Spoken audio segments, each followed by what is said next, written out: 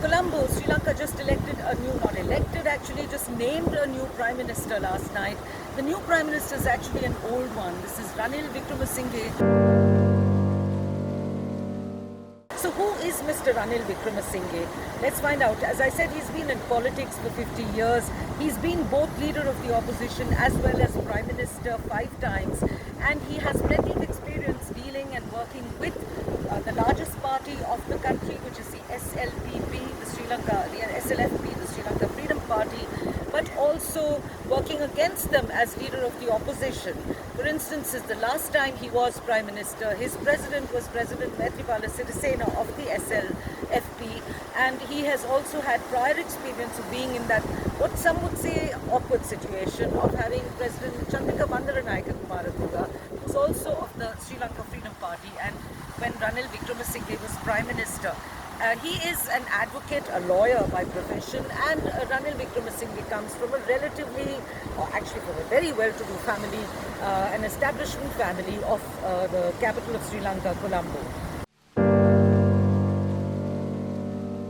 I think Ranil Wickremesinghe is perhaps the man because he's always enjoyed a very good reputation with the international community. He's been popular even during the long 30-year civil war against the Liberation Tigers of Tamil Eelam.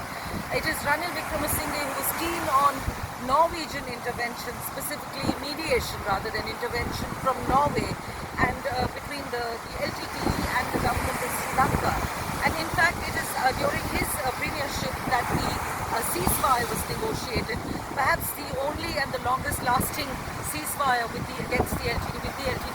But unfortunately, the Tamil Tigers, the terrorist group, went back to their old ways by 2003, and the ceasefire had gone by then.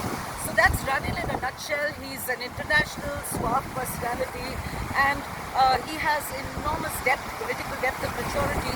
Perhaps that's one more reason why he was the choice in a crisis like this for Gotabaya Rajapaksa to appoint as Prime Minister.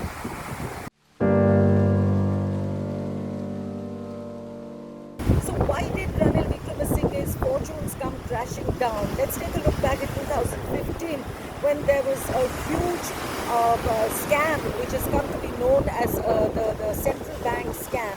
The central bank is like India's Reserve Bank, and Ranil Wickremesinghe was back in the headlines in a very unfortunate way because he had named the central bank governor, Mr. Mahindran, who was in the eye of that scam.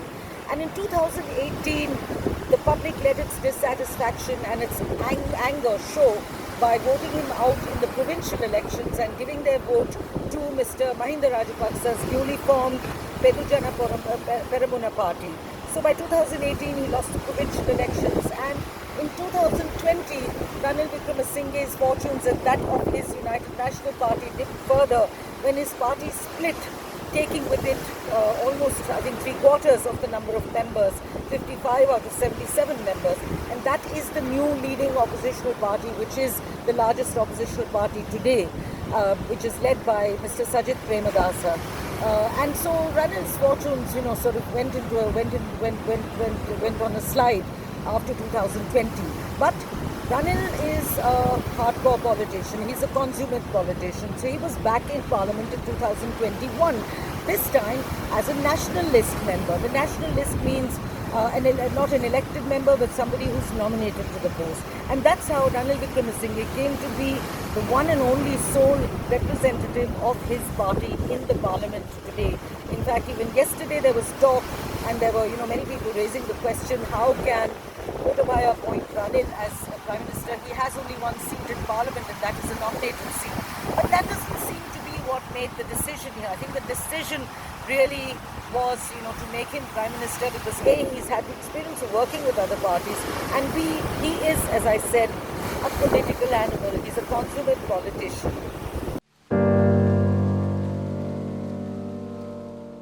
So what's Ranil Wickremesinghe really like? People ask me that because I've covered the Civil War and I've covered Sri Lanka for nearly 32 years, and I've met him so many times. I remember him during the Civil War when things were very tense and he had this huge responsibility on his shoulders as the Prime Minister of this country and sometimes as the leader of the opposition. But Ranil Wickremesinghe is a consummate politician. He knows how to deal with the media. He's very charming. He can be moody and he has a huge sense of humor. He knows how to tick people off. He's ticked me off plenty of times when I asked him too many questions about China, and he'd always say, "I don't know why you're so obsessed with China." When the Chinese investment in Sri Lanka began, and he was always, the one thing that Ranil has always kept in mind is he has never ever resorted to abusing or being abusive or even derogatory about oppositional politicians. Some say that, oh, this is the reason why he's been chosen, because he's really close friends with the Rajapaksas. Well, that is Colombo for you. Colombo is a very small town. Everybody knows everybody else. But then, when they get into parliament and slug it out, then they really slug it out.